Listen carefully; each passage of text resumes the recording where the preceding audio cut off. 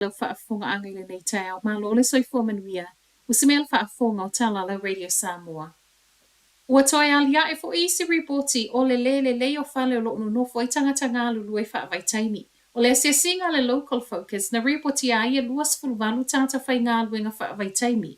O lo nofo e le whale whapotu mo e Hawke's Bay, ma e tusa ma le tolu afe 5 se lautea la le renti le vai aso o lo tatoni. O Hawke's Bay o se tasi leo vaenga o New Zealand o lo whaatali le taunu umai o le isi tusa ma le 5 afe tangata Pasifika, ngā lulu e whaavaitaimi i masina a sau.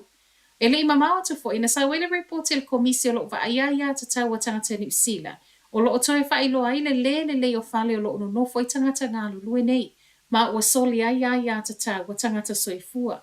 Ila se singa le local focus na si fo ile fale fo ngā fale lua o lo no fo ile 5 se fulu tangata fai ngā luenga. Mai Solomona ma e fa apeo lo no fo ile pito i lunga.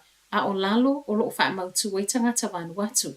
Ai e wila wha o mia malele ai o se saolotonga. I reporti o lo to o tele o lo fia maha o le to o tele foi.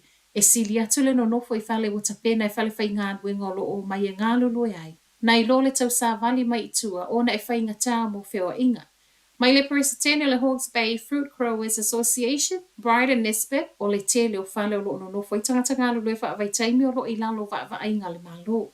O lena wha amaunia mai e le malo se tasi leo i tū, o lo tau la iai le toi ilo i no ngā luenga whaavaitaimi.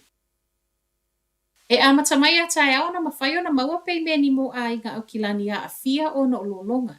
O le whaamauninga lea mai le Auckland Council a o whaaua wai ilo i longo tālo sanga o tu inatu mai ai ngā pangātia o aukilani. O pei meni nei o lo sau mai le silia ma le tasi tesi tolu miliona Relief Fund mai talo mai le aso lua o le vai aso tālo wai sa i o mai le whai unga le vai aso. Ua silia ma le tolu se lau tālo sanga whaaulu. O lo iei to tono le Relief Fund le nei le tasi miliona le malo. Ma o le ana whaupopo iei le Council au kilani, le isi se lau wafe tāla. E se mai le malo le a fo i o lo iei fo wa i le vaenga tū maoti. E pi ona iei le fale tūpele ANZ, le o ia fo i a fo i le se lau wafe tāla. O pe meni nei mai tāla sanga whaauro le a fua i le telo me o whaaleanga ina. Whaupopo iei, wa le ai lava se isi me e sulu iei mo se fisoa swani, ma ona o lea. E le tutusa uma pei meni e tangata o le a maua, ma e ono iei fo i tālo sanga i te ina. E se mai a inga, o lo mawhai fo ina wha a tālo sanga i wha lau putupotonga e lango ai le community lau tele. O tālo sanga o lo mawhai ona wha aulu online ma a mo o miel fisoa swani, o na wala audio le telefoni al Auckland Council i to tonu i tu la whai ngā wenga. Mo tu sia fiso ta inga e o lai masini e posana nafi, ma na a fia i le telo pisinisi. Ma ue telefona nafi e pisinisi e tapuni ane lava i le i toi ola. Ai e fo i fale o loa na toi mawhai ona wha ale leia i le awauli. O le le mawhai ona whai o pei meni wha o ngai e pose le na o New Zealand. Ma o le fo ina mo tu sia i isia tunu o lalangi. Mai le pulenga le Wind Cave leo lo sa wai le au nanga. Na amata so e mai le tula i vai le tai au na nafi po le hali mafuanga. A we tala fo le telo pisinisi to tono le Sylvia Parki au kilani na a fia i le aso na nafi. Ai reporti le Herald e fa apela warehouse i Westgate, Briscoes, supermarket le Countdown, no fuanga o pakanga ta valley, fa apela telo fale o loa laiti.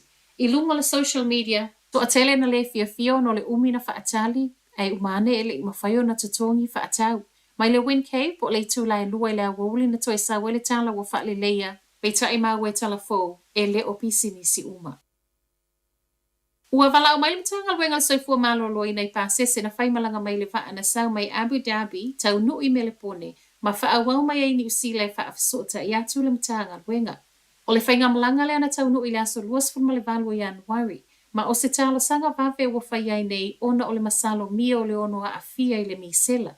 Ua sa waile mai a sa ua tala mai au se talia e to atasi le pasese ua wha amaoni e le misela. Ma o le lapa ta ingal soifua malo loi na au se talia e wha ape tolu sifulu wono le pasese o lo maua lunga le lamatia i ono a fia ono o fiso ta inga ma le ua maua le misela. O le ua fiso ta imtanga luengal soifua malo loi na New Zealand nei i tangata sa malanga mai le vaa au so eina. Peta ai. O toi maua muli ane.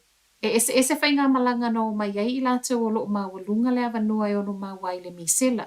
O le tangata o whaamaunia le misela o lo tau fia nei au se talia, ma o lo tala noa matanga luenga ale soifua malo loi nei le vawa tunu e lua wha atatau i le nei mata upu. A tala muli Ma e le tali mai o tata o kilani e fia fesoasoani I a inga a fia o no lolonga. Fai tau se lau tangata na whaatastasi le Starling Park I le taona nafi e o fuato o lato teimi whaamamai a wala. Whaamama fale o a inga. Fai a sia singa ma ta pena le telo fale o lo mo miel fesoasoani ma o lo mawhai o na toe no fuia. O I lato nei o lo whaasoa le Student Volunteer Army ma I reporti le One News o le telo ngalwe ngana nafi o le toe fe la wa I o mea fale le telo o ainga. O lo whaawau ngalwe ngaf soasoani le vai aso nei ma o lo tatala mai lava fo I le ava noa I tangata e fia fe soasoani le ngata I le ofo mai o le taimi ai whaapea fe soasoani tau tupe. O tala nala Radio Samoa, manuia le tai au.